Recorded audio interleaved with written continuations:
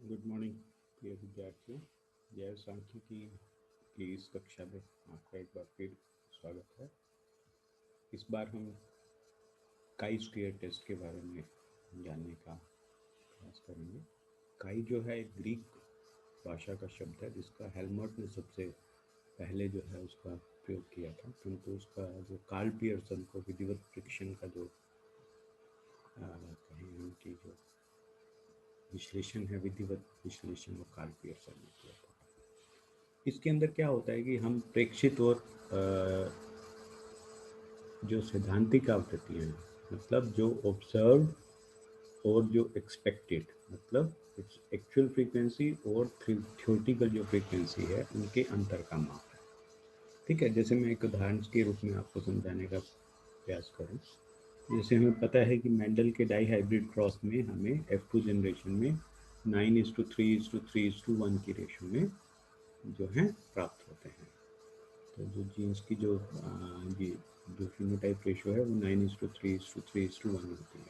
तो हमको एक्सपेरिमेंट करें और जो जिस अनुपात में हमें मिले, तो हम उसका परीक्षण कर सकते हैं कि क्या वास्तव में जो मेंडल का जो नियम है 9:3:3:1 का, वो उसमें दिखाई देता है या नहीं। ये हम स्टैटिस्टिकली हम इसको प्रूव कर सकते हैं।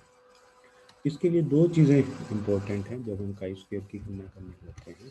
तो सबसे पहले जो है आपके इसमें इम्पोर्टेंट है, हमें एक शून्य परिकल्पना करते हैं। और शून्य परिकल्पना क्या है, या जिसे नल हाइपोथेसिस कहते हैं, वो परिकल्पना यह है कि जो हमें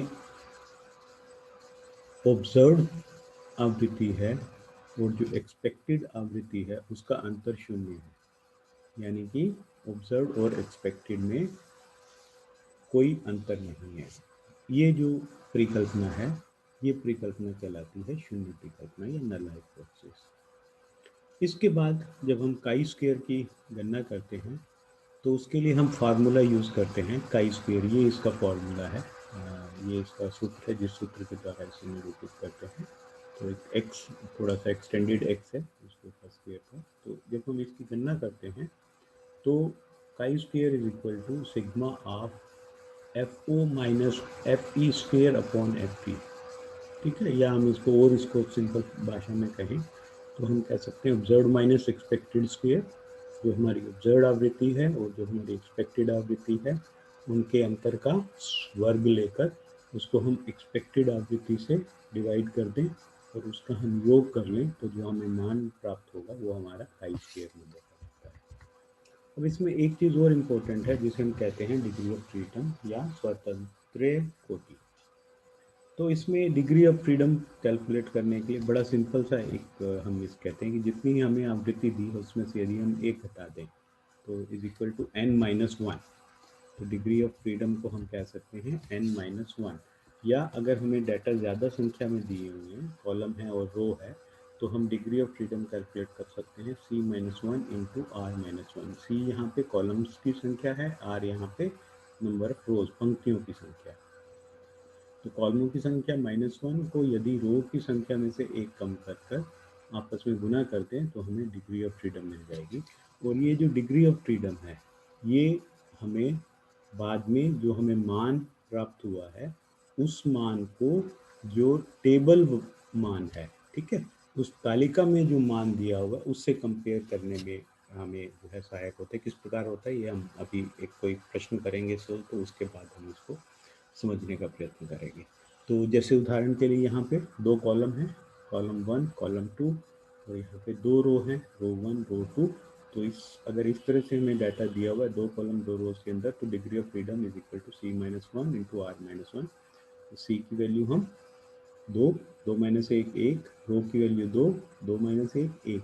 तो यदि हम इसको गुना करें तो एक इंटू एक यानी टोटल एक। तो डिग्री ऑफ फ्रीडम जो है इसके अंदर एक रहेगा। इसी प्रकार से यदि तीन कॉलम तीन रो हैं तो तीन माइनस एक इंटू तीन माइनस एक, दो गुना दो चार। तो चार डिग्री ऑफ फ्रीडम पर हम तालिका का मान ज्ञात करेंगे। इसी प्रकार से यदि तीन माइनस चार, तीन कॉलम हैं चार रोज हैं, तो c-1 यानी तीन माइनस एक, r-1 यानी चार माइनस एक। तो तीन माइनस एक दो, चार माइनस एक तीन। 2 गुना 3 6, तो 6 डिग्री ऑफ फ्रीडम पर यदि इस प्रकार डाटा दिया है तो हम 6 डिग्री ऑफ फ्रीडम पर तालिका का मान ज्ञात करेंगे, टेबल में मान देखेंगे और उसको कंपेयर करेंगे जो हमारा एक्चुअल में कैलकुलेटेड काई स्क्वायर की वैल्यू। इसी प्रकार से यदि 4 कॉलम हैं और 6 रो हैं तो इसमें डिग्री ऑफ फ्रीडम कितनी होगी, 4 माइनस 1 इंटू 6 माइनस 1 यानी 3 गुना 5 यानी 15 डिग्री ऑफ फ्रीडम पर जो है हम इस तालिका के अंदर जो है मान इसका देखेंगे। ठीक है, तो काई स्क्वायर जो है हमें सबसे पहले हम नल हाइपोथेसिस मानते हैं कि जो एक्चुअल जो वैल्यू दी हुई है और जो यानी ऑब्जर्व्ड वैल्यू है और जो एक्सपेक्टेड वैल्यू है उनके अंदर जो है कोई अंतर नहीं है, शून्य की कल्पना की, फिर हम काई स्क्वायर कैलकुलेट करते हैं, फिर जो मान हमें ज्ञात होता है उस मान की हम जो है तालिका, ठीक है, मैं आपको यहाँ पे अगर एक दिखाऊं कि तालिका क्या होती है, तो तालिका जो होती है आपके इस प्रकार से एक तालिका हर आपकी बुक के अंदर दी होगी।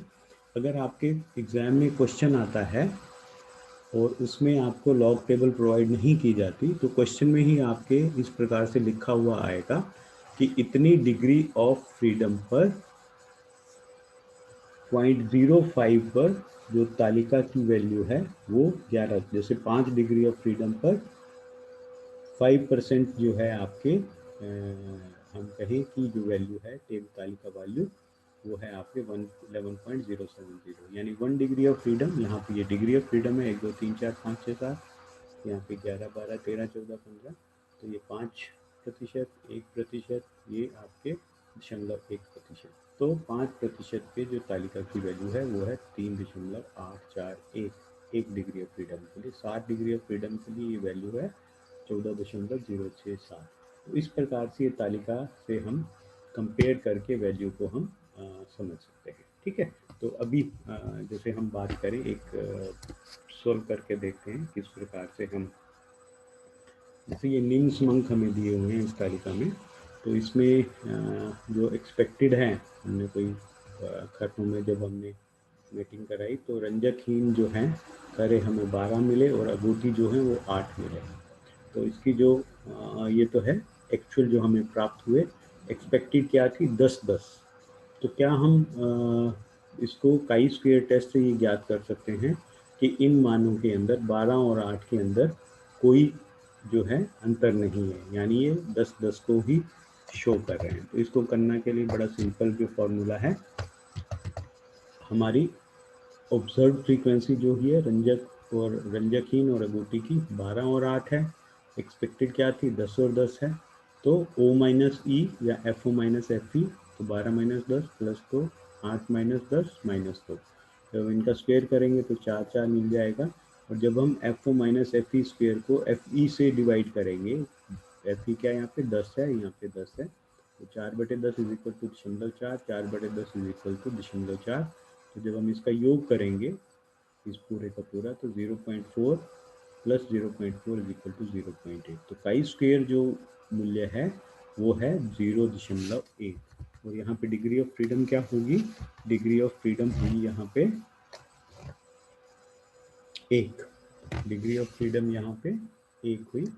ठीक है, कैसे, क्योंकि जो n इज इक्वल टू 2 है तो 2 का ही मान हमें दिया है, तो degree of freedom 2 minus 1 is equal to 1, तो 5% सार्थकता मूल्य पर अगर हम जैसे स्वतंत्रता कोटि में भी हमने तालिका का जो मूल्य देखा था वो था 3.841। ठीक है, तो कैलकुलेटेड वैल्यू है 0.1 और तालिका का वैल्यू है, ठीक है, एक बार फिर हम देखते हैं 1 डिग्री ऑफ फ्रीडम पर जो है तालिका का मान क्या है,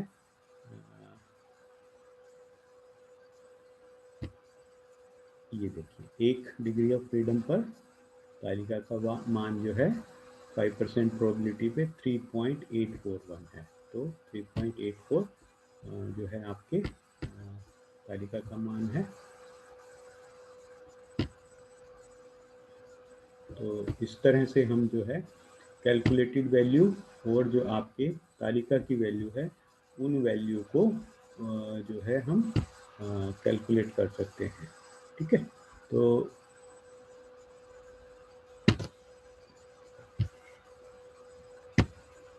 अब यहाँ पे हमें तालिका का मूल्य था 3.841 और जो कैलकुलेटेड वैल्यू है वो है 0.1। तो जो कैलकुलेटेड सारणी जो हमारी कैलकुलेटेड वैल्यू है, तो वो कैलकुलेटेड वैल्यू तालिका वैल्यू से कम है। इम्पोर्टेंट चीज़ यहाँ पे ये है कि कैलकुलेटेड वैल्यू अगर तालिका वैल्यू से कम है तो इन संख्याओं में कोई अंतर सार्थक नहीं है। ठीक है, अगर ये वैल्यू ज़्यादा आती है, हमारी कैलकुलेटेड वैल्यू तालिका वैल्यू से ज़्यादा आए, तब हम कहते हैं कि ऑब्जर्व्ड और एक्सपेक्टेड जो वैल्यूज़ हैं उनके अंदर सार्थक अंतर है। इस प्रकार से हम जो है काई स्क्वायर ज्ञात करते हैं। ठीक है, एक उदाहरण के रूप में हम इसको देखते हैं। इसमें पिता और पुत्र की आंखों का रंग देखा गया। तो पिता की आंखों का रंग नीला नहीं, पुत्र की आंखों का रंग नीला और नीला नहीं था। तो पिता की 230 पिता की आंखों का रंग नीला नहीं था, पुत्रों की आंखों का भी रंग नीला नहीं था। 148 ऐसे थे जिनमें पुत्रों की आंखों का रंग नीला था। ठीक है, और नीले पिता और नीला पुत्र 151 थे पॉपुलेशन में। नीला पिता और नीला पुत्र की आंखों का रंग, आंखों की संख्या 441 थे किसी उसके अंदर। तो सबसे पहले हम जो है वही कई शून्य परिकल्पना करते हैं कि पिता और पुत्रों की आंखों के रंग में कोई गुण संबंध नहीं है, अर्थात दोनों स्वतंत्र है, इंडिपेंडेंट है। ठीक है, तो ऑब्जर्व्ड और एक्सपेक्टेड फ्रीक्वेंसी हमें यहाँ पे दी ही हुई है। तो उसके लिए हम क्या करेंगे, जैसे ये तालिका में इसको ले लेते हैं। ये तालिका की वैल्यू हमें दी हुई है, तो हम इनका योग कर लें तो 381 कॉलम के रो का, ठीक है, दूसरे कॉलम के रो का योग 619, और इस तरह से हम जो है रो का 230 प्लस 148 348, 151 प्लस 471 622, और टोटल जो योग है वो 1000। हमारे पास जो टोटल ऑब्जर्वेशन है वो है 1000। ठीक है, तो अब इसमें आवृत्ति, प्रत्याशित आवृत्ति ज्ञात करने के लिए हमारे जो है एक एक्सपेक्टेड फ्रीक्वेंसी के लिए हम एक सूत्र यूज करते हैं, that is R into C upon N. यहाँ पे आर है पंक्ति का कुल योग, कॉलम का कुल योग और टोटल में अन्वेषण की कुल योग की संख्या। ठीक है, तो जैसे हमें यहाँ पे हम कहें तो पहले में पंक्ति और इसके इसके लिए पंक्ति का कुल योग कितने 378 और कॉलम का कुल योग 381। तो इसकी एक्सपेक्टेड जो फ्रीक्वेंसी है वो होगी 378 गुना 381 बटे 1000। 1000 क्या है हमारे टोटल में।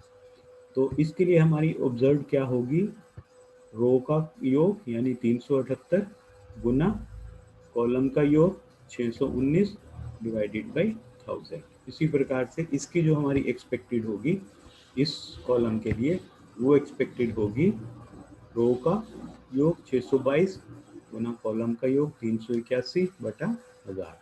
यहाँ पे 622 इस कॉलम इस जो बॉक्स है उसके लिए 622 रो का योग इंटू 619 अपॉन 1000। तो इस प्रकार से हम एक्सपेक्टेड फ्रीक्वेंसी जो है चारों की ज्ञात कर लेते हैं। ये हमारे पास एक्सपेक्टेड फ्रीक्वेंसी आ गई 144 237 234 385। और इसका फिर हम योग करें तो वही 378 आ रहा है, 622 आ रहा है, 381 आ रहा है, 619, टोटल 1000 आ रहा है। तो ऑब्जर्व हमारी थी 230 और एक्सपेक्टेड हमारी आई 144 यहाँ पे। तो ऑब्जर्व 230, एक्सपेक्टेड यहाँ से हमने कैलकुलेट कर ली 144, तो एक्सपेक्टेड थी 144। जब ऑब्जर्व माइनस एक्सपेक्टेड ज्ञात करेंगे +86, इसका स्क्वायर ज्ञात कर लेंगे, इसका स्क्वायर आ जाएगा 7396, और इसको जब एक्सपेक्टेड से डिवाइड कर लेंगे एफ यानी 144 को 7396 को 144 से डिवाइड कर लेंगे तो हमें वैल्यू प्राप्त हो जाएगी 551.36। इसी प्रकार से हम हर ऑब्जर्व एक्सपेक्टेड की F O minus F E और फिर F O minus F E का स्क्वेयर और फिर उसको एफ ई से डिवाइड करें तो हमें जो है ये मान मिल जाएगा। और इस मान को जब हम योग कर लेंगे तो योग करने के पश्चात ये हमें जो वैल्यू मिलती है वो वैल्यू मिलती है 133.39, 133.39।